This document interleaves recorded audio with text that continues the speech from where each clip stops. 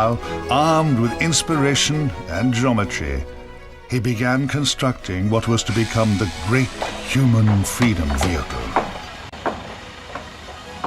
Passing traders sensed a market opportunity.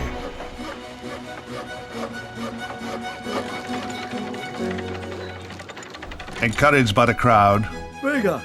Vince installed a navigation room and a wheelhouse. When he added a liquor lounge, interest in the freedom business took off.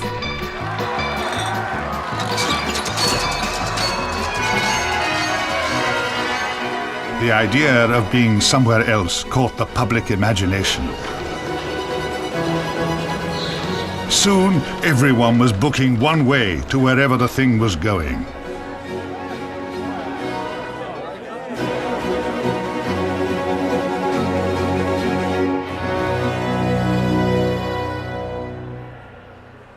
Dark Ages designer attempts flying apparatus. Who is this Vince person? Well, he's a mechanic. He's a Haywire mechanic type genius. They say he's got the madness. It looks quite normal to me. Well, it's quite normal for a genius. Well, there's a quick look at documentary Global Haywire, which I know absolutely nothing about, so I will defer to my learned colleagues Cos and Gavin, who have seen this one. After you, Cos. Didn't that trailer look awesome? What an interesting combination of animation, and obviously you've got, you know, the few intellectual luminary talking heads. It's a political satire talking about probably the biggest question in the world at the moment. How did we get to this point of time with the difficulties between the East and the West? Yeah. And so by exploring the questions of the origins of Islam and Christianity and the backgrounds of capitalism and all these other issues, all the other isms, put together quite a questing doco. It's interesting, isn't it? Another one to recommend to my parents. Oh, definitely. Well, you know, I think the problem with this movie is going to be, to a degree, one, getting people out to see it. I felt like there were all the documentaries that you're preaching the converted, the people who go and see these movies already know it, and the general, and I'm generalising here, folks. General populace never see them. The general populace, the apathetic people and the ignorant people who don't understand what's going on, who believe what commercial networks give them on the politics of the day. They're the people who need to see this movie. So it probably needs to go on a TV or something at some stage, Cos.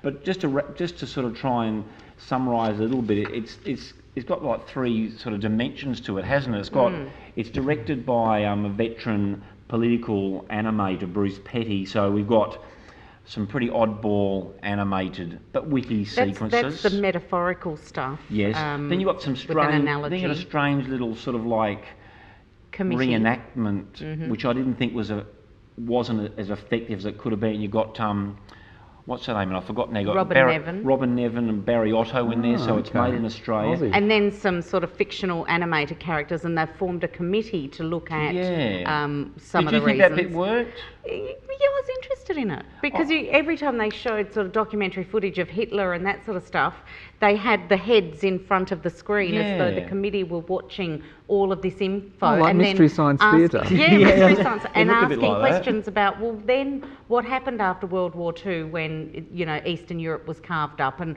what are the ramifications of that? And that's interspersed, of course, then with the... And then that's indulgent, that bit, I think, but certainly the best part of the movie for me is listening to Noam Chomsky once again, and listening to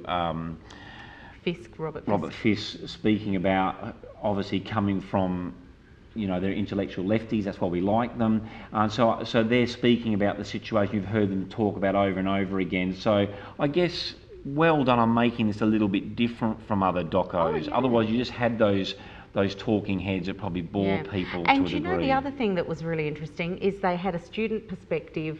They had students from all over the world giving their views. That was and they weren't, you know, the intellectual academics of the day. They're people who are studying religious political history or something. It's a history lesson too. It's a history lesson. It's a bit like that scene in Michael Moore movie where he talked about the history of slavery or something. Yeah.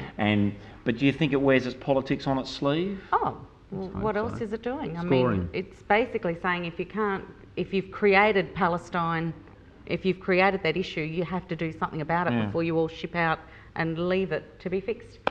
Full price, there's no question about it. In fact, we got a previewer's copy, so I was able to watch it on DVD twice because that's how I needed to really get it the depth. You'd need to watch it twice, it's great. Yeah, sounds like I'd like it. Gavin? No, full price plus GST for me, it's got a limited season or a selected season across Australia, of course, Lunar Palace cinemas. Get out and see it. A bit like Lions for Lambs for me in a way, in that you're hoping people go out and see this, and that it's profound. It is very profound. And but people who don't know about this need to see it, if you know what I mean, who don't think about these issues. Drag a friend along. Yeah, drag a friend along, why we're at where we're at. And can I give you the quote, the final quote of this doco is, "This story is told with cartoons because when it is told factually, no one believes it." That's a fantastic way to finish off. Competition time, Gavin. Okay, I have 5 doubles thanks to Paramount to a flick called The Ruins.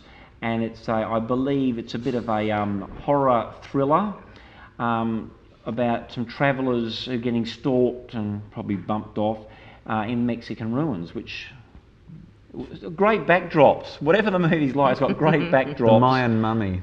Flicktease.com for a chance to win tickets to The Ruins. Just name us your favourite slasher flick. I mean, there's so many of them now.